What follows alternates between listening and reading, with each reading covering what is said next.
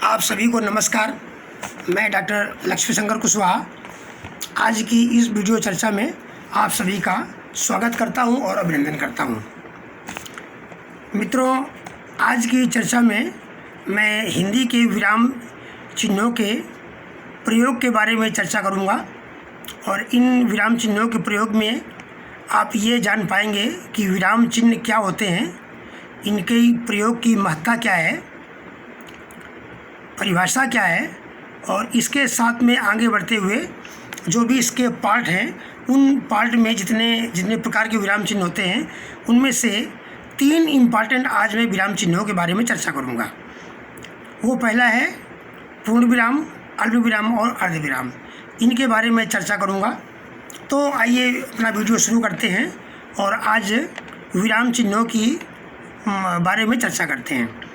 मित्रों, विराम चिन्हों का प्रयोग लेखन में एक और जहाँ स्पष्टता लाता है यानी क्लियरिटी लाता है, क्लियर कर देता है, वहीं दूसरी ओर किसी भी लेखक की गुणवत्ता को भी निखारता है।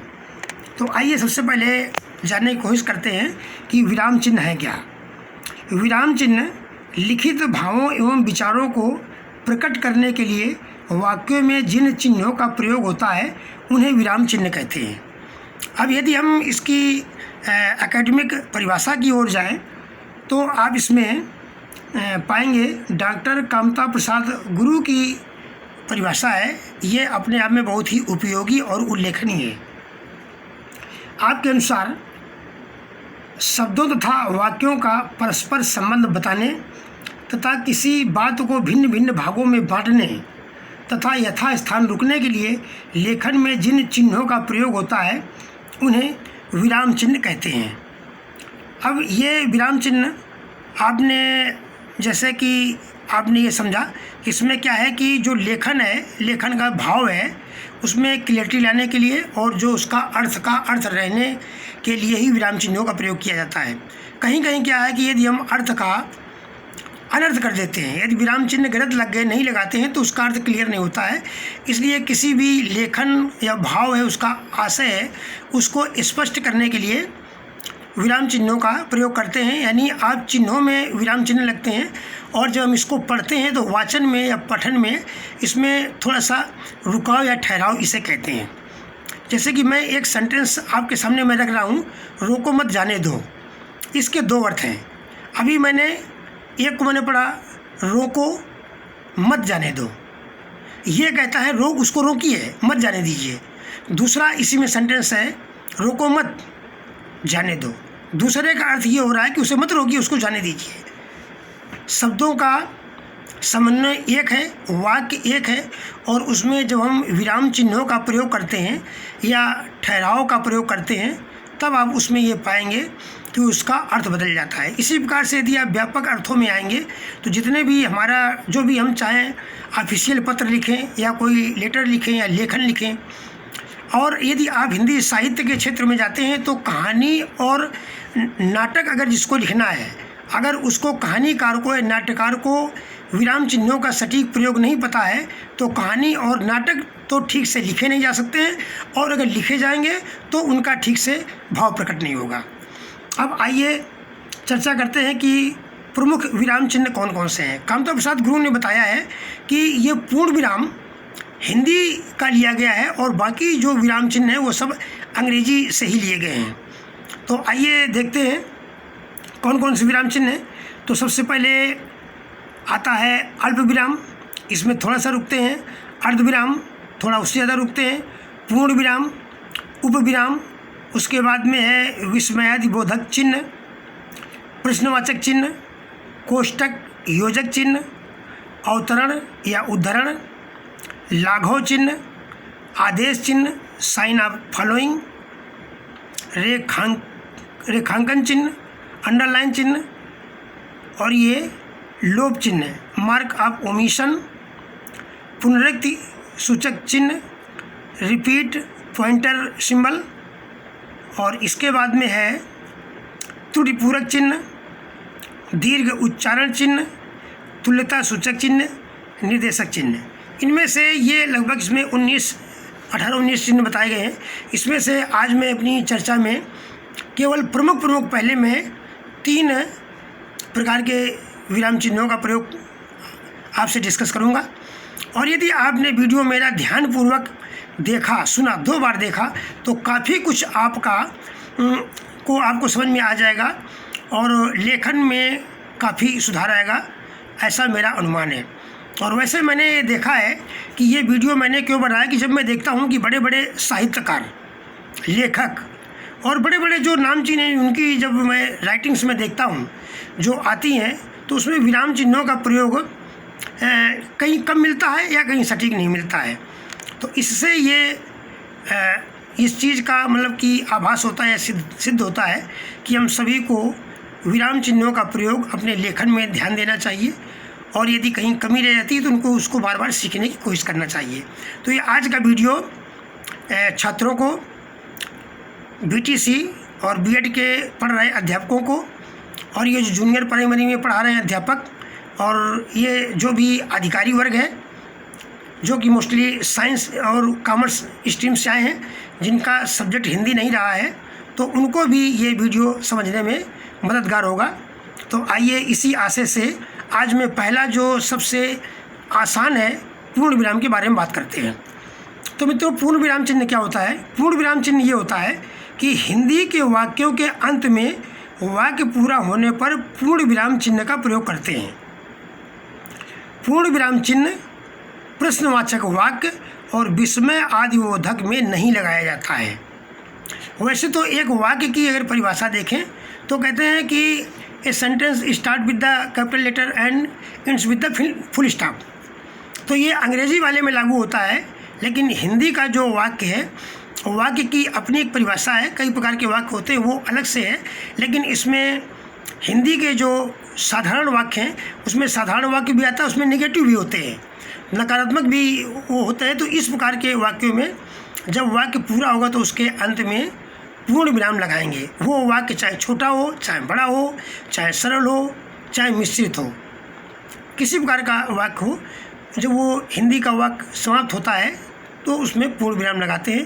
पूर्ण विराम के आगे फिर उस वाक्य में कोई भी कथन या स्टेटमेंट नहीं होता है। उदाहरण के लिए मैं यहाँ पर 3 सेंटेंस में पढ़ूँगा, हिंदी के 3 वाक्य पढ़ूँगा। मैं विद्यालय जाता हूँ, एक वाक्य हो गया। दूसरा, सुरेश और महेश मैदान में नहीं दौड़ते हैं। तीसरा, रमेश ने कहा मैं इस कार्य को कल तक पूरा करूँगा। इस प्रकार से आप ये देखेंगे, और इसका जो मैंने लिखा हुआ है तो ये आपको उसमें मैं दे दूँगा, ताकि आप लोग चाहें तो इसका स्क्रीनशॉट भी ले सकते हैं। अब आइए अल्प विराम। अल्प विराम का प्रयोग बहुत ज़्यादा बार होता है। एनसीईआरटी में लगभग 10-11 जगह प्रयोग मैंने देखा है, एनसीईआरटी की जो बुक्स हैं, और किन्हीं जगह तो लगभग 20 जगह तक प्रयोग होता है। अब 20 जगह तो प्रयोग करना तो सीखना थोड़ा सा कठिन कार्य है, सीखा जा सकता है, लेकिन कम से कम 8-10 जगह तो प्रयोग किया ही जा सकता है।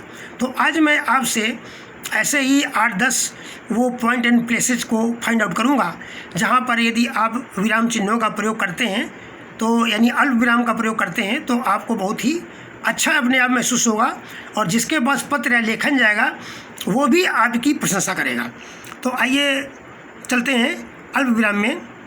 अल्प विराम का प्रयोग एक ही प्रकार के कई शब्दों के प्रयोग होने पर प्रत्येक शब्द के अंत में होता है, लेकिन अंतिम शब्द के पहले और शब्द का प्रयोग होता है। जैसे राम श्याम मिलन और महेंद्र मेला देखने गए।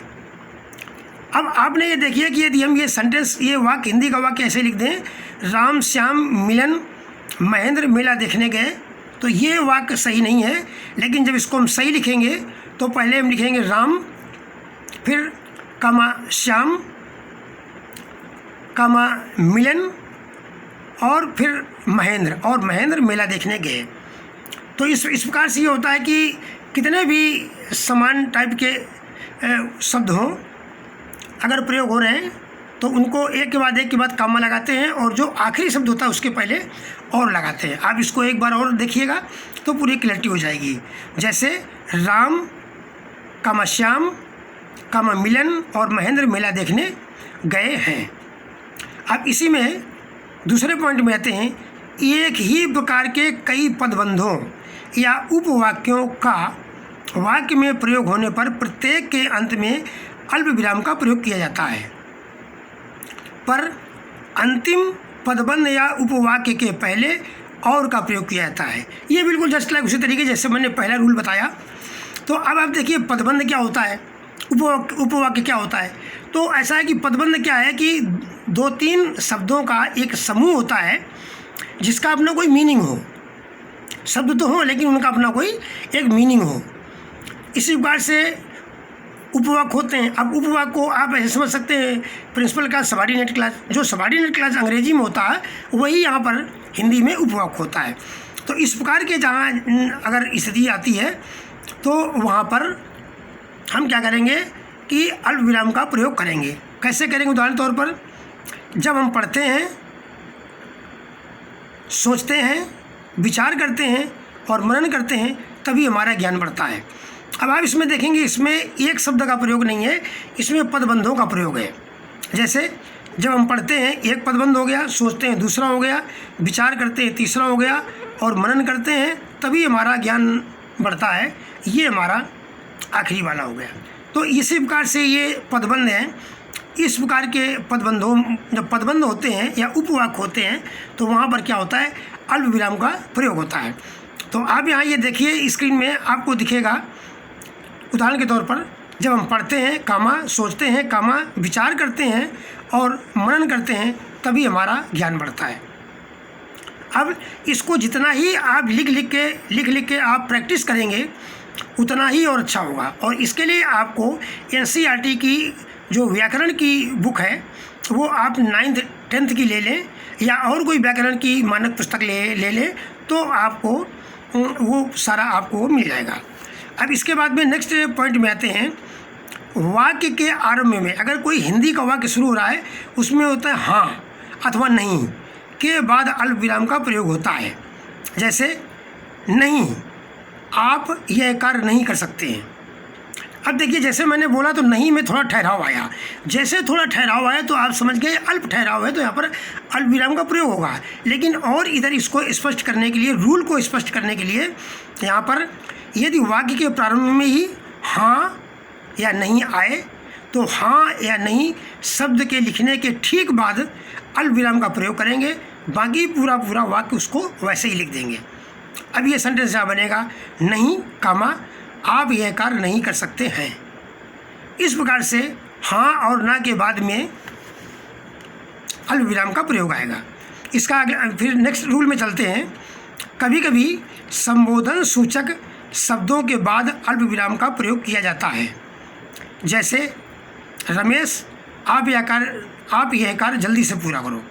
यदि हम किसी को एड्रेस कर रहे हैं, अगर हम किसी से बात कर रहे हैं, उसमें किसी व्यक्ति का नाम उसको एड्रेस कर रहे हैं तो एड्रेस करने के लिए या तो हम संबोधन का चिन्ह लगाएं। संबोधन का चिन्ह एक अलग होता है। अगर संबोधन का चिन्ह हम नहीं लगाते हैं तो संबोधन के चिन्ह के स्थान पर हम अल्प विराम का प्रयोग कर सकते हैं। तो यहाँ पर ये बना, रमेश आप ये कार्य जल्दी से पूरा करो। अब ये कि ये जो अल्प विराम है, अल्प विराम को जो हम वहाँ तो लिखा हुआ है लेकिन जब अल्प विराम को हम पढ़ते हैं तो थोड़ा सा हम इसमें ठहराव लाते हैं।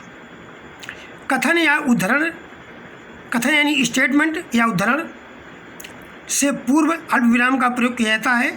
यथा जैसे अमर ने कहा, भाइयों हमें माता पिता एवं गुरुजनों की आज्ञा पालन करना चाहिए। अब ये एक ऐसा है कि यहाँ पर ये एक जैसे डायरेक्ट और इनडायरेक्ट नरेशन में होता है, तो डायरेक्ट और इनडायरेक्ट नरेशन में दो चीज़ें होती हैं। एक तो होता है रिपोर्टिंग वर्ब और दूसरी होती है रिपोर्टेड स्पीच। तो आप समझ सकते हैं कि जब हम रिपोर्टिंग वर्ब लिखते हैं, रिपोर्टिंग वर्ब के बाद काम आता है और रिपोर्टेड स्पीच को यानी जो स्टेटमेंट होता है उसको हम डबल इन्वर्टेड कामा के अंदर ख़त्म बंद करते हैं। तो मेरा यहाँ अंग्रेजी का पढ़ाने का आइडिया नहीं है, अंग्रेजी का जिक्र करने की चर्चा नहीं है, लेकिन आप यदि नहीं समझ पा रहे हैं तो आप ये समझिएगा कि जो डायरेक्ट इनडायरेक्ट नरेशन में रिपोर्टिंग वर्ब होती है तो रिपोर्टिंग वर्ब के ठीक बाद ये जो इस प्रकार से अंग्रेजी में कामा का प्रयोग होता है उसी प्रकार से हिंदी में जैसे किसी व्यक्ति ने कहा अमर ने कहा। तो जिस व्यक्ति ने कहा, उस व्यक्ति के कहने के बाद में क्या, जिस व्यक्ति ने कहा उसके बाद में कामा लगता है। व्यक्ति ने क्या कहा वो उसका स्टेटमेंट बन जाता है। तो यहाँ अमर ने कहा, कामा लग गया, और उसके बाद जो उसका स्टेटमेंट है भाइयों, हमें माता पिता एवं गुरुजनों की आज्ञा का अवश्य पालन करना चाहिए। अब इसका जो नेक्स्ट पॉइंट है, संख्याओं में पृथकता दर्शाने के लिए तिथियों तथा वर्ष के मध्य एक ही प्रकार के शब्द या वाक्यांश का प्रयोग होने के लिए अल्प विराम का प्रयोग होता है। अब जैसे संख्याएं हमने लिख दिया, नंबर्स लिख दिया, 1 2 3 4 5 6 7 8 9 10। अब अगर ये संख्याएं लगातार हमने लिख दिया तो ये तो इतनी संख्या हो जाएगी, उसको पढ़ने में दिक्कत हो जाएगी।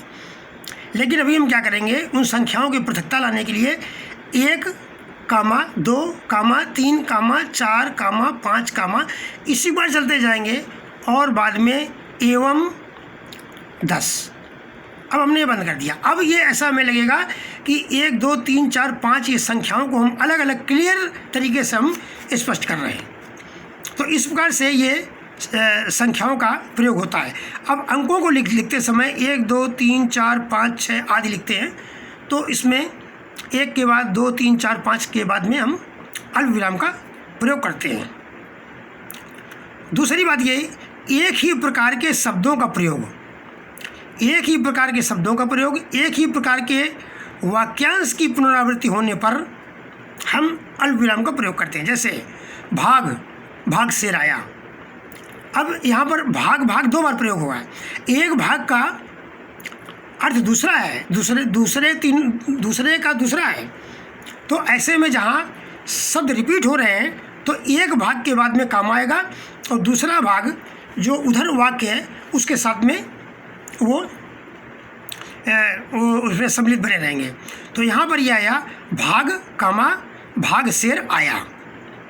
तारीख और महीने लिखने में जब लिखते हैं, अब जैसे हम लिख रहे हैं 23 जनवरी 1990, तो हमने ये लिख दिया। लोग ये भी काम चलाते हैं, लेकिन ये आएगा 23 जनवरी, फिर अल्प विराम लगेगा यानी कामा लगेगा, 23 जनवरी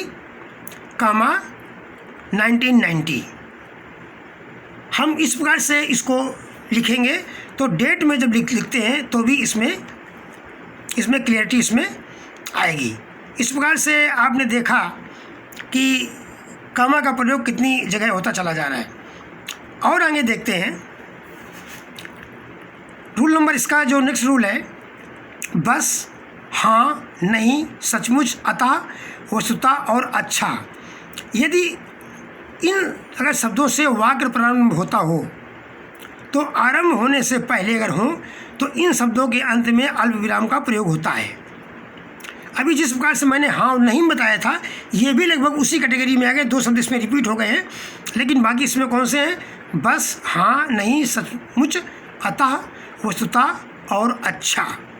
इतने शब्द अगर होंगे तो आप ये जैसे शब्द इन शब्दों के अंत में अल्प विराम लगाएंगे, और अल्प विराम के बाद में जो शेष वाक्य है उसको लिखेंगे। उदाहरण के तौर पर, बस, कामा, हो गया, अब रहने दीजिए। हाँ, कामा, आपने ऐसा कहा था। अब यहाँ पर कई था हो गया है, तो आप इसको कहा था, आप इसको पढ़ लीजिएगा। नहीं, कामा, ऐसा नहीं हो सकता है। सचमुच आप बड़े नासमझ हो। अतः, कामा, उसे ऐसा नहीं करना चाहिए। वस्तुतः, कामा, वह पागल है।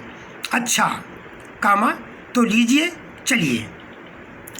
तो इस प्रकार से आपने ये देखा कि ये कामा का प्रयोग कितनी जगह प्रयोग हो रहा है। और देखिए, जिस वाक्य में, और आगे इसी रूल में आगे बढ़ते हैं, जिस वाक्य में वह तो अब इत्यादि शब्द लुप्त हों, भाव तो उनका हो इसका, लेकिन शब्द लुप्त हों, तो ऐसे स्थान पर ये वह, या और अब आदि शब्दों के स्थान पर अल्प विराम लगेगा। तो अल्प विराम उनकी मतलब कि क्या करेगा, उनका स्थानापन्न करेगा। उदाहरण के लिए, जो मैं कहता हूँ, कामा, कान लगाकर सुनो। अब यहाँ पर वह शब्द लुप्त है। होना क्या चाहिए था, जो मैं कहता हूँ वह कान लगाकर सुनो, तो इसमें वह लुप्त है, तो इसमें वह नहीं है, तो वह के स्थान पर कामा का प्रयोग किया गया है। वह कब लौटेगा कह नहीं सकता है। वह कब लौटेगा, कामा, कह नहीं सकता है, तो यहाँ पर यह लुप्त है, तो यहाँ पर यह के स्थान पर कामा का प्रयोग किया गया है। वह जहाँ जाता है बैठ जाता है।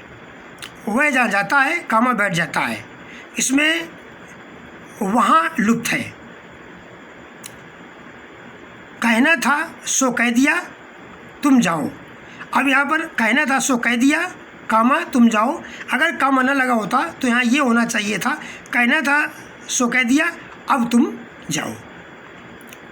तो ये इस प्रकार से इतना ये आपने देखा कि ये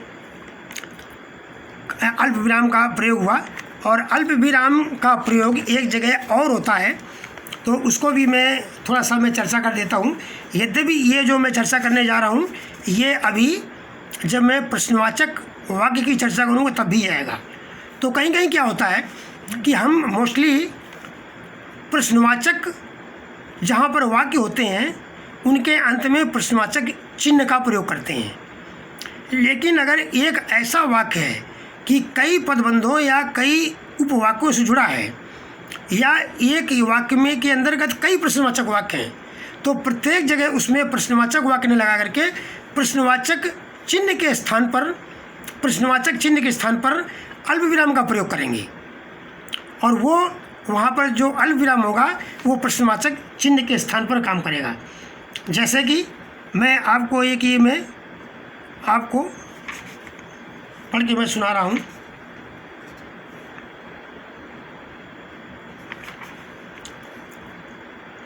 जैसे मैं क्या खाता हूँ, मैं क्या पीता हूँ, मैं कहाँ जाता हूँ, मैं क्या करता हूँ, यह सब आप क्यों जानना चाहते हैं। वैसे तो ये प्रत्येक जो ये वाक्य है, प्रत्येक के वाक्य के अंतर्गत प्रश्नवाचक चिन्ह लगना चाहिए, लेकिन जब इनको एक में लिखेंगे तब मैं क्या खाता हूँ, यहाँ पर अल्प विराम लगेगा। मैं क्या पीता हूँ, अल्प विराम। मैं कहाँ जाता हूँ, अल्प विराम। मैं क्या करता हूँ, अल्प विराम। ये सब आप क्यों जानना चाहते हो। और लास्ट में आखिरी जो चिन्ह लगेगा वो प्रश्नवाचक चिन्ह लगेगा। तो कहने का मतलब ये है कि यदि कई प्रश्नवाचक वाक्य एक साथ जुड़े हों तो आखिरी वाले में प्रश्नवाचक चिन्ह लगेगा, और बीच में जितने होंगे वहाँ प्रश्नवाचक चिन्ह के स्थान पर अल्प विराम का प्रयोग होगा। मित्रों, अल्प विराम का प्रयोग काफ़ी जगह होता है, तो अभी और आप बुक्स में पढ़ेंगे तो और आपको मिल जाएगा। यदि इतने ही आप 2-3 बार अगर आप थोड़ा सा प्रैक्टिस करके सीख लेंगे तो आपका चाहे वो कविता हो, चाहे कहानी हो, चाहे आपका आर्टिकल हो, वो अच्छा लगेगा और दूसरों को पढ़ने में भी अच्छा लगेगा। अभी काफ़ी वीडियो लंबा होता जा रहा है, तो ऐसा है कि ये जो एकेडमिक वीडियो हैं ये लंबे हो जाते हैं। जब 1 घंटे की क्लास 40-45 मिनट की होती है तो बात तभी पूरी हो पाती है जब कम से कम कुछ लंबा समय हो। तो ऐसा है कि ये 2-3 मिनट का समय और लगेगा। ये मैंने चर्चा पूर्ण विराम और अल्प विराम की चर्चा की है। अब हम बात करते हैं अर्धविराम की, कि अर्धविराम कहाँ प्रयोग होता है। अर्धविराम भी वाक्य में आधा ठहराव के लिए प्रयोग होता है, यानी अल्प विराम से ज़्यादा ठहराव होता है और पूर्ण विराम से कम ठहराव होता है। ये बात मैंने आपको सामान्य तरीके से सरसरे तौर पर ये मैंने बात बता दिया। लेकिन जब किसी व्यक्ति को भ्रम की स्थिति होती है, कन्फ्यूजन होता है, तब वो अल्प विराम और अर्धविराम को एक ही तरीके से काम चला लेते हैं। और ये पहले मैं भी ऐसा किया करता था, जब मुझे भी आइडिया नहीं था मैं भी ऐसा किया करता था। लेकिन अब मैं आज आपको ये 3 मैं रूल बता रहा हूँ। जब आप इन रूल के थ्रू जाएंगे, इन नियमों के थ्रू जाएंगे, तो आपको अर्धविराम और अल्प विराम में कहाँ लगेगा कन्फ्यूजन नहीं होगा। जैसे रूल नंबर 1, अर्धविराम का प्रयोग अल्प विराम की अपेक्षा अधिक ठहराव के लिए किया जाता है। दूसरा, ये पॉइंट इंपॉर्टेंट जो अब बताने जा रहा हूँ, किसी नियम के बाद आने वाले उदाहरण सूचक जैसे व यथा शब्द के पूर्व किया जाता है। अगर आपने कोई नियम लिखा है और नियम कहीं किसी पुस्तक में लिखा है तो आप देखिएगा कि नियम तो आपका समाप्त हो गया और उसके बाद जैसे उदाहरण आता है यथा और जैसे, या इनमें जो भी कोई आए तो यथा और जैसे के पहले आएगा तो ये आपका अर्धविराम आएगा और जैसे के बाद आपका निर्देशक चिन्ह आएगा। जब निर्देशक चिन्ह पढ़ाएंगे तो आप वो पढ़ाएंगे। इस प्रकार से ये है कि अब आप देखिएगा कि आगे पीछे ये कई एक दूसरे से कनेक्टेड हैं। जब हम एक चिन्ह के बारे में पढ़ते हैं तो दूसरे चिन्ह के बारे में पता लग जाता है और दूसरे में पढ़ते हैं तो और तीसरा पता लग जाता है। तो आइए देखिए, इसमें है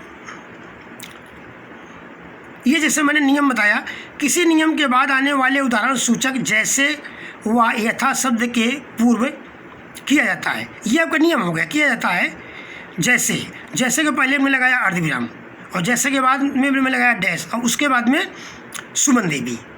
हमने उदाहरण दिया तो जैसे होगा यथा होगा, उस स्थान उसके जैसे यथा के पहले आपका अर्धविराम का चिन्ह लगेगा।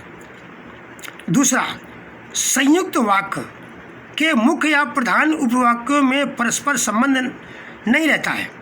संयुक्त वाक्य में मुख्य या प्रधान वाक्यों में परस्पर संबंध नहीं रहता है तो उन्हें पृथक करने के लिए यथा, अब देखिए ये भी नियम है, ये नियम की व्याख्या कर रहा है। जैसे यथा कहा तो यथा के पहले अर्धविराम लगेगा और यथा के बाद में क्या लगेगा, निर्देशक चिन्ह लगेगा। आज जिसे हम मित्र समझते हैं कल वही हमारा शत्रु हो सकता है। इसमें दो वाक्य हैं और दोनों परस्पर विरोधी हैं, इनमें कोई समानता नहीं है। जब दोनों परस्पर विरोधी होते हैं और वाक्य बड़े बड़े हैं, ठहराव काफ़ी है, तो हम जिसे आज हम मित्र समझते हैं वही कल हमारा शत्रु हो सकता है। तो यहाँ आपका अर्धविराम का प्रयोग होगा। नेक्स्ट रूल है, उपवाक्यों का प्रधान वाक्य पर आश्रित होने पर प्रधान वाक्य के पहले अर्धविराम का प्रयोग किया जाता है। ये भी देखिए हम नियम बता रहे हैं और जैसे प्रयोग किया जाता है उसके बाद में अर्धविराम लग गया और फिर आया जैसे। जैसे जो छात्र रात दिन परिश्रम करते हैं, अनुशासित होकर लगातार अध्ययन करते हैं, उन्हें सफलता मिलती है। इसको आप यूँ समझ लीजिए कि अगर इसमें दो इसमें उपवाक्य हैं और एक उसमें वाक्य है, तो कहने का मतलब ये है कि जो अंतिम जो उसमें वाक्य है वो जो दो पहली बातें कही गई हैं उनका वो रिजल्ट है, उनका वो परिणाम है। या जो अंतिम वाक्य है, अंतिम वाक्य के जो पहले वाले वो दो उसके आश्रित हैं। अब ये समझ लीजिए। तो यहाँ पर इसमें क्या है कि जो छात्र रात दिन परिश्रम करते हैं, अनुशासित होकर लगातार अध्ययन करते हैं, उन्हें सफलता मिलती है। कहने का मतलब जब ये दो काम करोगे तो आपको सफलता आपको मिलेगी। तो ये दो काम करने का परिणाम क्या है, रिजल्ट क्या है, ये उन्हें सफलता मिलेगी। तो ऐसी जगह में क्या करते हैं कि हम अर्धविराम का प्रयोग करते हैं जहाँ पर वाक्य अंतिम वाक्य कोई रिजल्ट का सूचक हो या कोई रिजल्ट बताता हो। अब इसके लिए आपको जैसे ही बार बार आप पढ़ेंगे, अध्ययन करेंगे तो आपको ज़्यादा आएगा। यदि विराम चिन्हों का और ज़्यादा प्रयोग देखना है तो आप कहानी ले लीजिए। अगर आप मुंशी प्रेमचंद जी की कहानी लेते हैं या कहानी किसी भी राइटर की ले लीजिए, उसमें कहानियों में विराम चिन्हों का प्रयोग बहुत ज़्यादा होता है। और कहानियों के बाद में अगर विराम चिन्हों का प्रयोग अगर आपको देखना है, सीखना है, तो आप नाटक ले लीजिए। जयशंकर प्रसाद जी के जो नाटक हैं या और जो नाटककार हैं, जो अच्छे नाटककार हैं, अच्छे नाटककार वो नाटककार जिनको विराम चिन्हों का प्रयोग पता है। ऐसा नाटककार ना हो कि उसको विराम चिन्हों का पता ही ना हो, नाटक लिख दे, ऐसे के नहीं लेना है। जो नाम चिन्हों, जो इस्टेब्लिश साहित्यकार हैं, आप उनका अगर देखेंगे तो आपको पता लग जाएगा। अब अगर कानपुर में अगर जानना चाहें तो कानपुर के आदरणीय हमारे भी गुरुजी हैं, गुरुवर डॉक्टर लक्ष्मीकांत पांडे जी हैं, वो हिंदी भाषा के प्रकांड विद्वान हैं। उनके भी बहुत सारे ग्रंथ उन्होंने लिखा हुआ है। तो अगर उनके भी अगर आप व्याकरण की पुस्तक आप ले सकते हैं तो भी आपको बहुत कुछ क्लियर हो जाएगा। और भी आप ऑथेंटिक बुक्स ले सकते हैं, तो इस प्रकार से रेफरेंस के रूप में आप बुक्स ले सकते हैं। तो ऐसा मुझे उम्मीद है कि जो आज मैंने आपसे चर्चा की है, विराम चिन्ह क्या होते हैं, इनकी महत्ता क्या होती है, इनके बारे में कामता प्रसाद गुरु ने क्या कहा है, और जो 3 प्रमुख चिन्ह मैंने बताया है आपको, पूर्ण विराम बताया, अल्प विराम बताया, अर्ध विराम बताया, इतना मैंने बताया है। लगभग 30 मिनट का वीडियो हो गया है, बहुत लंबा हो गया है। ये इसका पहला पार्ट है और दूसरे पार्ट में जो और शेष हैं उसका बन जाएगा और तीसरे पार्ट में बन जाएगा। तो हमारा, यदि आप छात्र हैं और अपनी राइटिंग अच्छी करना चाहते हैं और यदि आपको थोड़ा सा ये लगता है कि सीखना चाहिए, तो आप ये हमारा वीडियो देख सकते हैं और यदि और कोई नीडी हो आप उसको फॉरवर्ड कर सकते हैं। ये वीडियो हमारा पूर्ण रूप से हमारा एकेडमिक है।